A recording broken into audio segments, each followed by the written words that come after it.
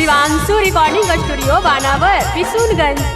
घोरे के जहरवा गे किया गे जानू जाए से पहले पिया वाके घरवा ता दिए घोरे के जहरवा गे किया गे जानू जाए से पहले पिया हमरो उजर सन सरवा चल जई मी पियावा के घरवा चल जई मी पियावा के घरवा हमरो उजर सन सरवा चल जई मी पियावा के घरवा किया गे सुना जाए से पहले पियावा के घरवा ता दिए घोर के जहरवा गे किया गे जानू जाए से पहले पियावा के घरवा ता दिए घोर के जहरवा गे घोर के जहरवा गे हमरो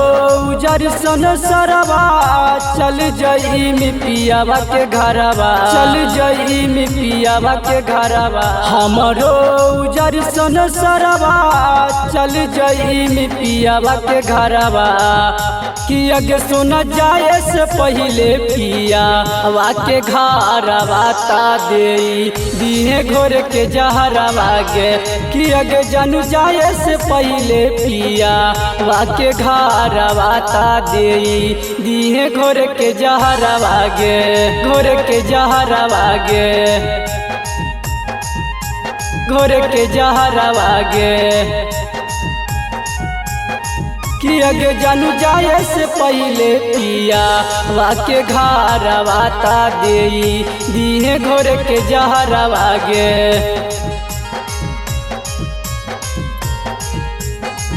किया गे जानू जाए से पहले पियावा के घरवा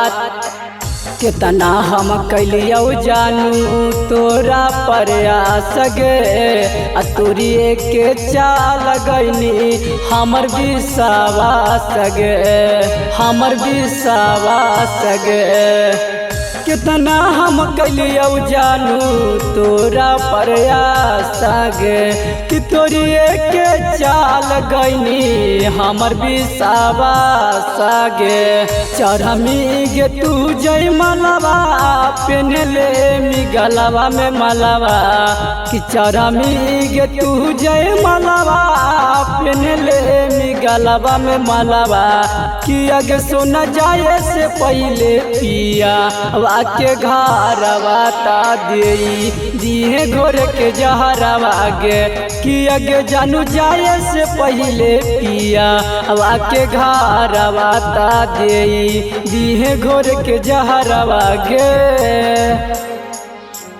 घोर के जहरवा गे घोर के जहरवा गे किया गे जानू जाए से पहले पियावा के घरवा ता दिए घोर के जहरवा गे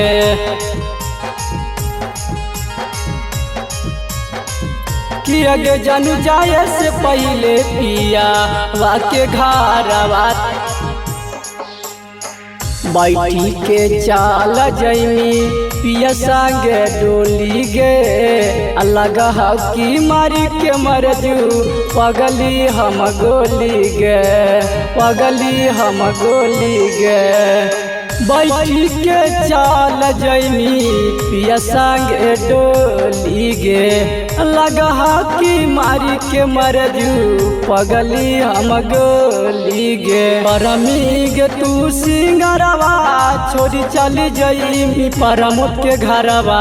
पिया गे सुना जाए से पहले पियावा के घरवा ता दिए घोर के जहरवा गे पिया गे जानू जाए से पहले पियावा के घरवा ता दिए घोर के जहरवा गे। शिवांशु रिकॉर्डिंग स्टूडियो बानावर किशुनगंज।